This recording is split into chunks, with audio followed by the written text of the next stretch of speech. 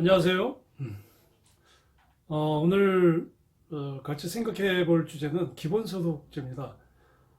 올해 1월, 2월, 특히 이제 2월에 대구에서 코로나19 슈퍼감염 사태가 나면서 이제 본격적으로 우리나라에서의 1차 유행이 지금 지나가고 나서 정부에서는 지금 그 코로나19 긴급 재난 지원금을 지금 지급을 하고 있죠. 그래서 이 긴급재난지원금을 계기로 해서 지금 우리나라에서 새로운 그 정책적 화두가 지금 막 떠오르고 있는데 그게 지금 기본소득입니다. 그것도 그 이 기본소득 이 화두가 이 정책 담론이 그것도 지금 야당인 그 미래통합당의 김종인 비대위원장이 거의 주도하는 형태로 지금 가고 있어요. 그래서 어쨌든 이 정책 정당으로서 그 야당인 그 미래통합당이 정책 의제로 그러니까 정책 아젠다로 지금 이 기본소득을 가져가는 데 있어서 이것이 앞으로 어떻게 실제로 이제 정책이 이행될지에 대한 문제는 차치해 두더라도 지금 우리 사회가 이제 기본소득이라고 하는 어떤 새로운 그 흐름에 대해서 이제 논의를 시작할 때가 되지 않았나라는 생각이 듭니다. 기본소득에 대해서 이제 저도 오랫동안 관심을 가지고 나름대로 그 기본소득에 대해서 쭉 연구를 해왔었습니다. 제가 전공이 이제 사회보장제도고 사회보장법이다 보니까 당연히 이제 특히 유럽에서 그 1980년대 이후에 그 신자유주의가 그 몰아치면서 유럽 복지국가, 전통적인 이제 유럽 복지국가인 케인지언 복지국가가 축소되고 재편되는 과정에서 국가가 담당해왔던 그 사회적 급여를 이제 민간 부분이 담당하는 이런 민영화와 이제 거버넌스 체제로 바꿔가면서 이제 새로이 담론으로 떠오른 것이 이제 기본소득이었습니다. 그리고 이제 몇 개 나라들이 이제 기본소득 실험을 했고요. 그리고 지금도 유럽의 국가주도의 사회보장제도 그리고 사회보장급여가 새로운 형태로 지금 계속 변해가고 있습니다. 이제 이런 상황에서 한국에서의 기본소득이라고 하는 것이 어떤 의미를 갖는지 이제 시기적으로 이제 중요한 때가 됐다는 생각이 들고요. 그렇지만 아직 그 유럽처럼 우리가 어떤 이 자본주의 발전 과정을 겪어온 그런 역사적인 경험도 없고 그리고 이 한국 사회가 가지고 있는 여러 가지 그 체계적이지 않은 어떤 국가 시스템에 의해서 특히 이제 사회보장제도 같은 경우는 굉장히 오랫동안 일종의 이렇게 그 누더기와 같은 형태로 굉장히 오랜 시간에 걸쳐서 형성이 되어 왔기 때문에 체계적으로 잡혀 있지 않는 한국의 사회보장제도에 그 산적해 있는 문제들도 많은데 이 기본소득으로 이 기존의 사회보장제도가 해결이 될 수 있는지 뭐 이런 여러 가지 문제들이 있습니다. 그러나 어쨌든 지금 세계적인 흐름으로 보면 인공지능 AI가 주도하는 이 자동화 경제, 흔히들 이제 4차 산업이라고 하는데 이 인공지능 AI가 주도하는 자동화 경제가 분명히 사람의 노동을 대신하게 됩니다. 그렇지만 우리가 살아가는데 인간이 살아가는 데 있어서 필요한 여러 가지 어떤 사회적인 욕구 또 개인적인 생존 욕구를 충족시키기 위해서는 무엇인가가 재화죠. 상품이나 서비스가 생산돼야 되고 또 소비돼야 되는데 그것을 담당해왔던 산업화 시대를 거치면서 그것을 담당해왔던 인간의 노동은 더 이상 필요하지 않은 사회로 넘어간다는 이야기입니다. 자, 그렇다면 노동을 하지 않는 인간에게 있어서 소득은 어떻게 보장될 것이며 노동에서 제외된 노동에서 밀려난 인간에게 있어서 생존을 위한 욕구는 어떻게 충족될 것인가? 거기에서 이제 지금 이 기본소득의 담론이 그 출발을 하고 있습니다.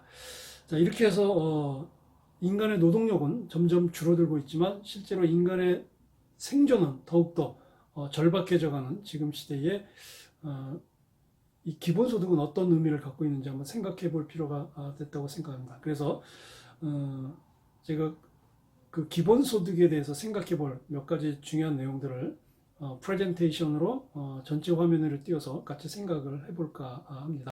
기본소득에 대한 중요한 내용들을 한번 좀 살펴보기로 하겠습니다. 첫 번째 개념을 살펴보면요.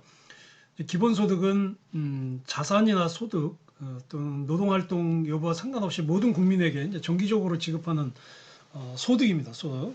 그래서 무조건성이죠. 그러니까 조건이 없이 주는 것 그리고 보편성.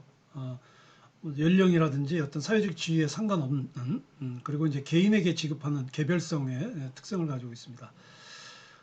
그래서 이 그 기본소득은 자연 환경이나 뭐 기술의 발전 아니면 이제 특정 기업이 축적한 자본이나 또는 이제 개인이 축적한 돈 또 이제 개인의 의지하고 상관없이 태어난 어떤 가정 환경 뭐 가난한 집에서 태어나고 싶은 사람이 누가 있겠어요? 근데 어쨌든 그런 의지와 상관없이 자기가 갖게 된 후천적인 환경으로 인해서 갖게 된 어떤 그 불평등한 그 편익의 일부를 제도적으로 좀 공평하게 공유하자라고 하는 의도에서 이그 기본소득제가 가지고 있는 개념이고요.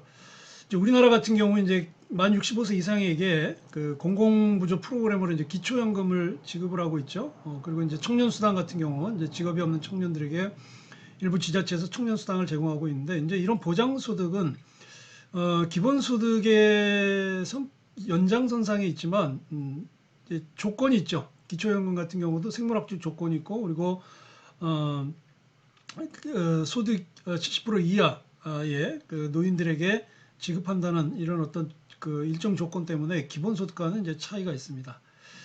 이 기본소득이 논의가 되기 시작한 이 배경을 살펴보면 이 기본소득을 처음으로 이야기한 사람, 공식적으로 이야기한 사람은 이제 1924년에 소셜 크레딧, 그 사회 신용이라는 제목으로 책을 쓴 클리포드 더글러스였습니다. 이 클리포드 더글러스가 사회 신용이라는 책을 쓸 당시에는 이제 실업의 문제가 가장 이제 큰 사회적인 위험이었습니다. 이 사회적인 위험을 해결하는 방법으로서 뭐 지금처럼 이제 아주 완벽한 고용보험 제도가 갖춰져 있지 않았기 때문에 이 클리포드 더글러스는 소위 이제 국민배당이라는 그러니까 지금의 이제 기본소득과 같은 국민배당이라는 방식으로 이제 실업의 문제를 해결하자라고 하는 것으로 이제 공식적으로 이제 시작이 됐었습니다.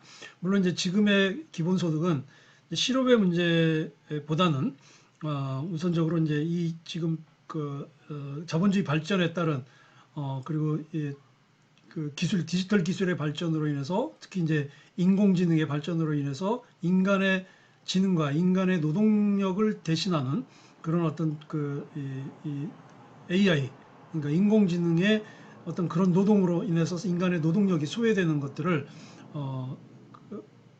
해결하기 위한 하나의 방안으로서 지금 기본소득제가 논의되고 있는 거기 때문에 이 클리포드 더글러스가 이야기했던 1920년대에 이 사람 이 더글라스가 주장했던 국민배당으로서의 기본소득과는 이제 조금 차이가 있기는 합니다.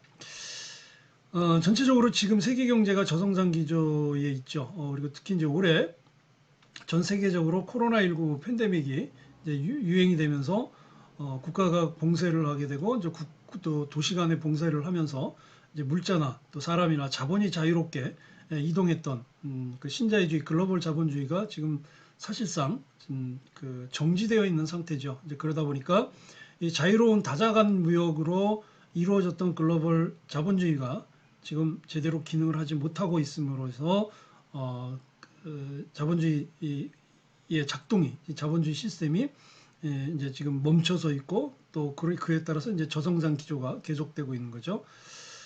그리고 AI가 주도하는 이 자동화 경제로 인해서 점점 일자리가 감소하게 되죠. 그리고 노동 유형도 변화되고 있는데 이미 비정규직은 이미 오래전부터 1990년도부터 그 노동시장 유연화로 전 세계 자본주의 시장을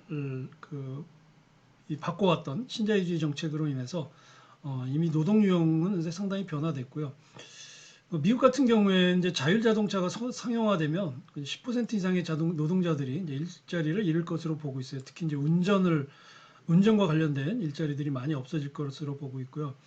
그래서 이 AI가 주도하는 자동화 경제, 뭐 한국에서는 이제 4차 산업혁명이라고 보지만 미국에서는 이제 공식적으로 AI 주도 자동화 경제라는 지금 쓰고 있습니다. 개념을 쓰고 있기 때문에 저도 이 AI 주도 자동화 경제라고 부르고 있는데요. 그래서 미국에서는 어쨌든 AI로 인해서 500만 개 일자리가 줄어들 거다. 거기에 이제 실업이 계속 증가하고 소득이 불평등하고 그 빈곤 계층이 증가하고 있는데 이제 이런 어떤 사회 문제를 해결하기 위한 이 지금의 사회보장 제도는 완전 고용을 기반으로 하는 그리고 지속적인 경제 성장을 전제로 하는 이제 산업화 시대의 사회보장 제도였거든요. 근데 이런 완전 고용과 지속적인 경제 성장을 전제로 하는 이 산업화 시대의 자본주의 그 사회보장 제도는 더 이상 기능하기 힘들어요. 이미 이제 그것이 유럽에서는 무너지고 있고요. 그래서 새로운 형태의 자본주의 방식이 나와야 된다고 하는 거죠. 그러니까 노동자들이 완전한 고용을 이루고 또 기업들이 성장을 통해서 수익을 이윤을 지속적으로 축적해가는 이런 방식을 통해서 국가가 재원을 마련해서 그걸 사회보장 급여로 제공하는 방식은 이제 더 이상 어렵다고 하는 거죠. 이런 이제 배경들이 가지고 있고요.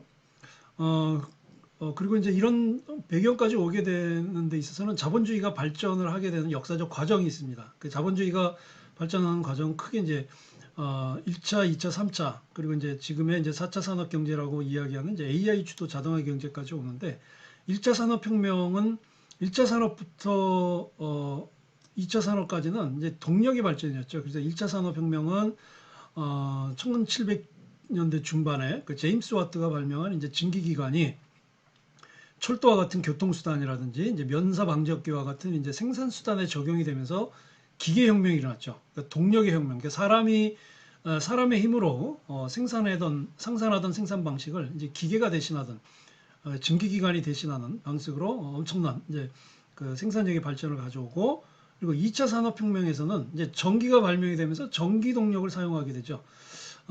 그래서 공장에 전력이 공급되고 이제 컨베이어 벨트를 이용해서 빠른 시간 안에 굉장히 많은 그 상품을 생산하는 그 사진에서 보는 것처럼 이제 이게 그 포드 시스템이죠. 포드 자동차에서 이 컨베이어 벨트를 이용해서 자동차를 빠른 시간 안에 더 많은 자동차를 생산하게 되는 이제 생산 혁명이 일어나게 되고요. 이제 3차 산업혁명 같은 경우는 이제 컴퓨터로 제어가 가능한 이제 자동화 시대를 들어오게 되죠. 그래서 이제 군사 분야에서 사용됐던 컴퓨터가 이제 그 기업 부분으로 이제 이용이 가능하게 되면서 이제 생산 자동화가 이루어지고 이에 따라서 이제 대량 생산이 더 진화하게 되는데 이에 따라서 이제 업무용 메인 프레임 컴퓨터라든지 그다음에 개인용 컴퓨터 PC 그리고 인터넷 등을 통해서 소위 이제 정보통신 기술 시대로 접어들게 되죠. 여기에 이제 지금 이제 AI라고 하는 이제 인공지능이라고 하는 인간의 지능을 능가하는 이런 이제 인공지능 주도의 자동화 경제가 나오면서 이제 새로운 또 하나 이제 디지털 경제로 접어들게 됐습니다. 이 AI 주도 자동화 경제는 한마디로 얘기하면 사물과 사물 그리고 사람과 사물을 연결시키는 거죠. 그래서 사람과 사물 또는 사람과 사물 간의 이 연결 융합을 통해서 축적되는 데이터들, 그 빅데이터를 이용해서 새로운 어떤 생산이라든지 새로운 어떤 그 조종이 이루어지는 그래서 융합과 연결을 통해서 새로운 생산 방식으로 이전되는 것이 이 AI 주도의 자동화 경제에서 여기서 핵심적인 것은 뭐냐면 인간의 노동력이 더 이상 필요 없다는 거예요. 그러니까 지금까지 인간의 노동력이 투입돼서 상품을 생산하던 방식이 이제는 AI가 대신하고 또 AI가 이 사물과 사람의 어떤 그런 융합과 연결을 통해서 그 빅데이터를 활용하여 어떤 새로운 생산 함수를 만들어낸다는 거죠. 그러니까 이런 변화가 결국 인간이 더 이상 노동력을 통해서 생산에 투입되지 않는 시대가 온다는 거죠. 이런 이제 엄청난 변화 속에서 이제 각국이 특히 이제 유럽 국가들이 기존의 이제 산업화 시대의 그 사회보장 제도의 대체를 그 생각을 하고 또 어떤 새로운 어떤 이 사회보장 제도의 적용을 위해서 다시 이제 시작을 한 것이 이제 기본소득 실험입니다. 그래서 핀란드 같은 경우에 대표적으로 이 기본소득 실험을 한 나라인데요. 2017년에 기본소득 실험을 하죠. 그 도입을 실시해서 이제 실업자 2,000명을 대상으로 해서 매달 이제 560유로를 지급하는 그래서 2017년, 2018년 2년 동안 실험을 했고 2019년에 실험 결과를 핀란드의 사회보장국이 발표를 했어요.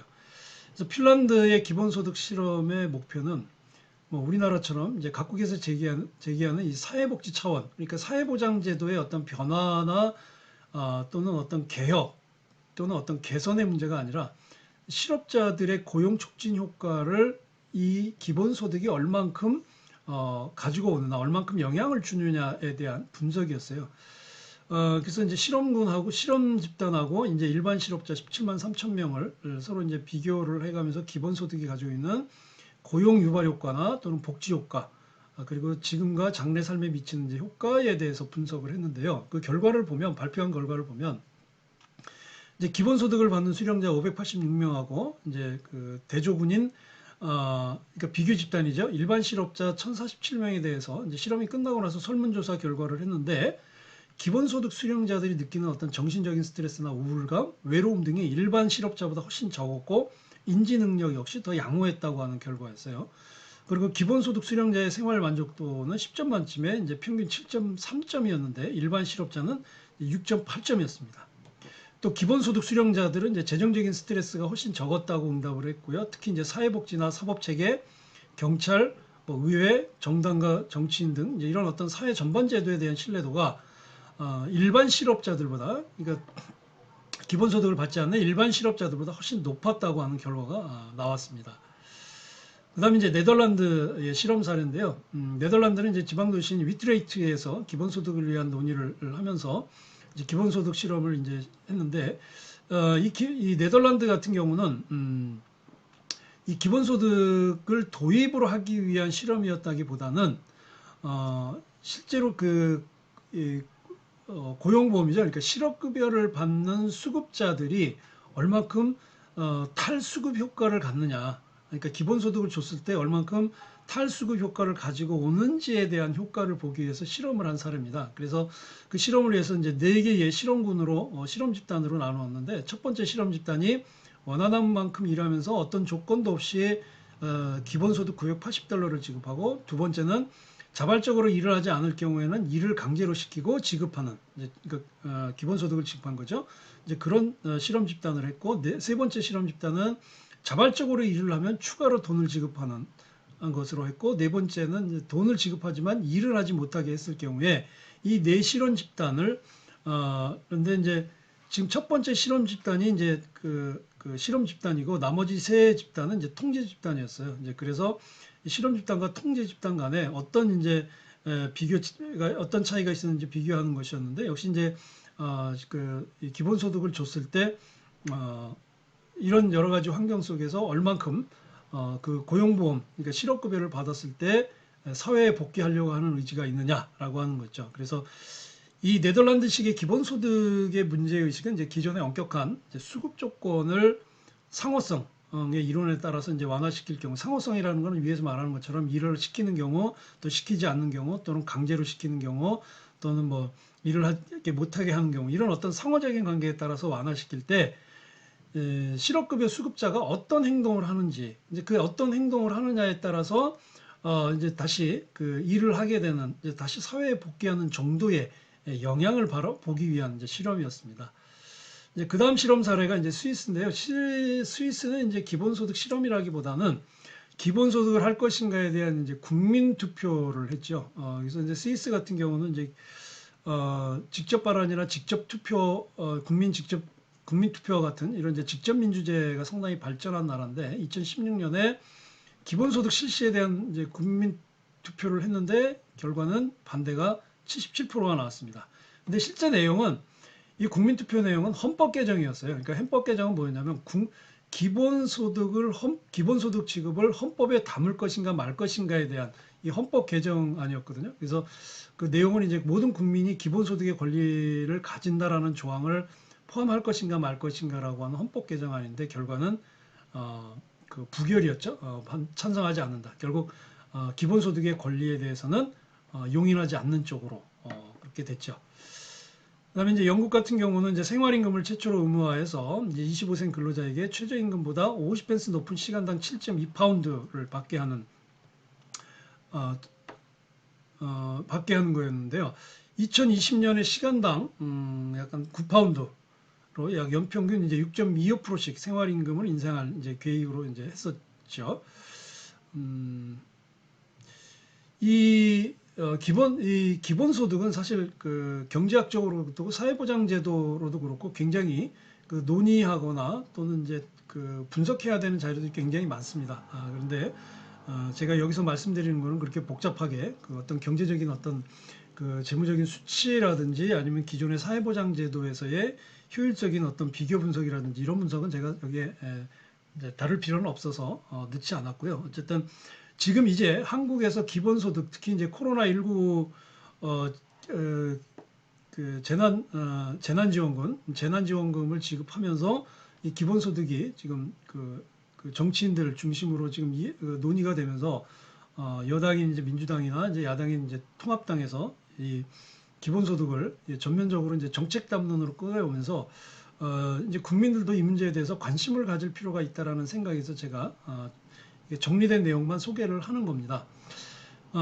아직도 우리나라는 이 기본소득을 물론 이제 기본소득을 도입해야 된다고 하는 취지로 만들어진 시민단체도 있고요. 뭐 오랫동안 이런 활동들을 해온 단체들이 있습니다. 그러나 말씀드린 것처럼 우리나라의 사회보장 제도는 유럽이 자본주의를 처음 도입해서 자본주의를 발전을 이끌었던 나라와 나라답게 거기에 맞는 사회보장제도 또 그리고 복지국가라고 하는 자본주의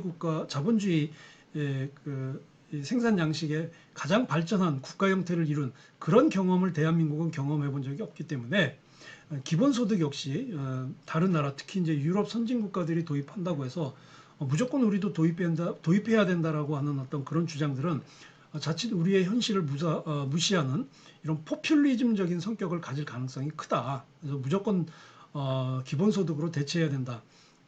이런 주장은 굉장히 위험하다라고 하는 거죠. 이제 시작이기 때문에 우리나라는 아직 기본소득에 대한 논의가 미비합니다. 그리고 이 산업구조에서 보면 제조업 비중이 아직도 50%에 육박하는 대표적인 제조업 국가고요. 그렇기 때문에 이제 이 AI 주도하는 이제 산업 그 자동화 경제의 영향을 받게 되면 일자리 감소가 굉장히 빠르게 일어날 수 있는 나라가 바로 우리나라입니다. 이제 그러면 당연히 이제 대량 실업 사태가 나올 수 있게 되는 거죠.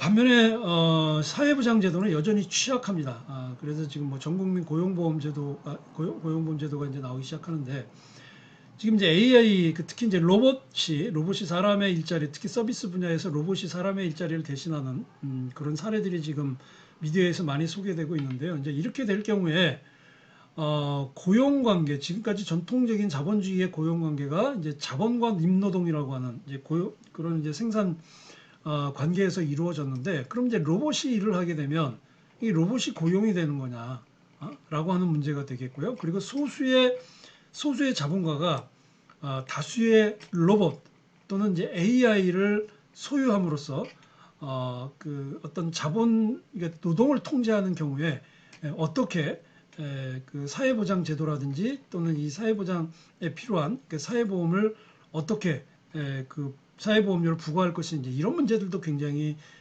그 중요한 내용으로 나오게 됩니다. 그러니까 이런 논의까지 갈 수 없는 상황이에요. 한국은 아직 이제 막 그 기본소득에 대한 담론이 출발이기 때문에 앞으로 이런 구체적이고 더 심도 있는 논의가 이제 필요하다는 것이죠. 그리고 또 이런 논의들은 국민들이 더 활발하게 참여를 해야 됩니다. 이제 그러기 위해서 이제 그런 어떤 기본적인 자료들도 이해를 해야 되는 거죠.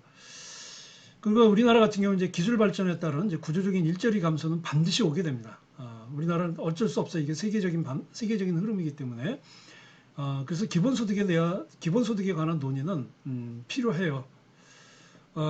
이제 그런 거에 비춰봤을 때 우리나라 이제 GDP 국내 총생산 대비해서 공공복지 예산의 비율을 보면 2018년도 기준으로 하면 10.6%입니다. 그러니까 OECD 평균 20.1%에 비하면 절반밖에 안 돼요. 그러니까 아직도 우리나라는 이제 공공복지가 GDP 대비해서 그 OECD 평균도 미치지 못하는 아주 그 사회보장을 위한 예산이 굉장히 적은 나라예요. 이제 이런 상태에서 기본소득을 한다면 어떻게 기존의 사회보장 제도를 완충 또는 보완 또는 대신할 수 있을지에 대한 이런 어떤 그 논의조차도 충분히 이루어질 수 없는 상황의 열악한 사회보장 제도 현실이라는 걸 우리가 알아야 된다고 하는 거죠.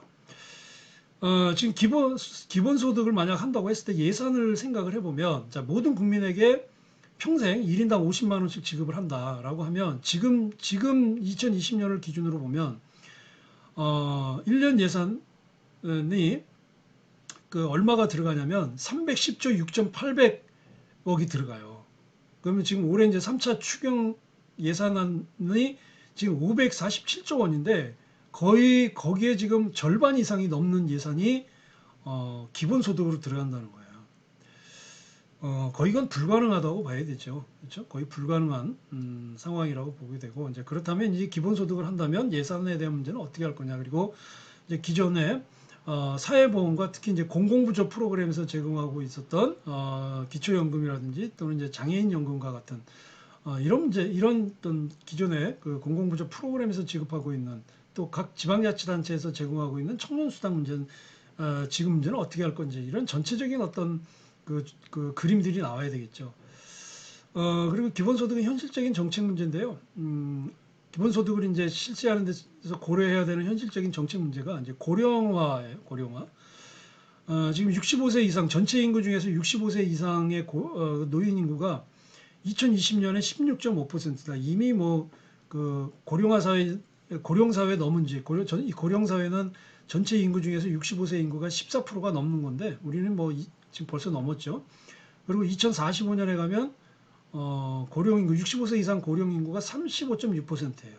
그리고 2060년에 가면 거의 인구 절반에 가까운 41%가 65세 이상 노인입니다. 자, 그렇다면 이에 따른 그 노인복지 관련 예산이 많이 소요될 것이라는 걸 알 수 있겠죠.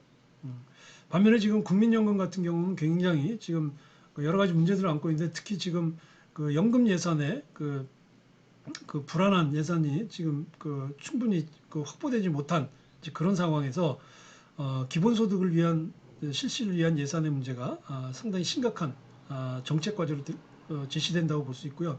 그리고 또 하나 이제 현실적인 정책 문제가 이제 코로나19로 인해서 지금 세계 무역 질서가 급변하고 있어요.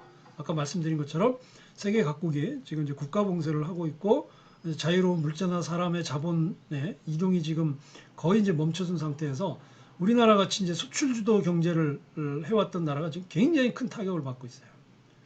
그리고 이제 세 번째가 이제 증세 문제인데요. 이제 세금을 더 많이 걷어야 되는데 이럴 경우에 이제 조세 저항의 문제를 어떻게 해결할 것이냐라고 하는 대표적인 이 세 가지의 현실적인 정책 문제가 우리 앞에 놓여 있다고 하는 겁니다. 자, 그랬을 때 이 기본소득의 효과는 한번 그래도 생각해 볼 수 있는데 찬성과 반대를 놓고 봤을 때 찬성하는 입장은 국가가 국민의 기본적인 생계를 보장을 함으로써 민주주의 원칙인 자유와 평등을 증진할 수 있다라고 하는 좀 원론적인 의미의 자본주의 그 정치 체제인 민주주의 원리에 맞다라고 하는 입장이 있고요. 그리고 이제 기술 진보로 노동소득이 줄어드는 상황에서 그 노동자의 생계 유지를 할 수 있다고 노동자의 생계를 유지시킬 수 있다는 거고요. 그리고 또 이제 기본소득은 이제 근로시간을 단축시켜서 근로소득을 감소시키고 그리고 이를 통해서 사회 전체적으로 일자리 재분배가 진행되고 고용이 확대된다. 그러니까 뭐 8시간을 일을 해서 그러니까 일 노동시간 하루 노동시간이 8시간인데 뭐 4시간만 일을 하게 하고 나머지 4시간에 대해서는 기본소득으로 그 소득을 이제 보완해 줌으로써 그 4시간은 다른 일을 또 할 수 있는 뭐 여가가 될 수도 있고 아니면 사회적으로 생산적인 일을 할 수 있도록 하는 뭐 이런 어떤 그 생산적인 고용의 재배치가 이루어진다고 하는 거죠. 그래서 복지 사각지대를 해소하고 또는 이제 특정 계층에 대한 낙인 효과를 방지한다. 그러니까 이건 지금처럼 이제 일정 소득 이하 우리나라는 이제 그 기준 중위소득을 이제 그 기본으로 해서 이제 그 기초생계보장을 해주고 있는데요. 이런 이제 그 일정 소득이 안 되는 소득이 낮은 이제 저소득계층에 대한 낙인 효과를 방지한다는 이제 의미가 있습니다. 근데 반면에 이제 반대 의견은 이제 재정적인 부담을 어떻게 할 것이냐라고 하는 거, 그리고 이제 세율 인상과 물가 인상이 오른다는 거죠. 그리고 근로의욕을 저하시킬 수 있고, 그리고 가장 큰 문제인데 기존의 사회보장제도하고 어떻게 조화를 할 것이냐가 사실 가장 큰 문제예요. 그래서 마지막으로 이제 향후 방향을 좀 생각해 본다면, 이 기본소득 개념이나 필요성에 대해서는 공감대가 형성되고 있죠. 그리고 이제 기존의 사회보장제도와의 이제 균형을 맞추는 이 과제는, 어떤 기술적인 문제도 필요하고 정책적인 담론도 있지만 더 중요한 건 국민들이 이 공동체 의식을 가지고 있어야 된다는 거죠. 이 기본소득을 위해서 더 많은 예산이 필요하고 더 많은 재원이 필요하다면, 여기에 만약 예를 들어서 이제 증세를 해야 되는 경우 여기에 이제 동의를 해야 되는 그래서 함께 같이 더불어 살아야 한다고 하는 연대 의식, 즉 공동체 의식이 있어야 되고요.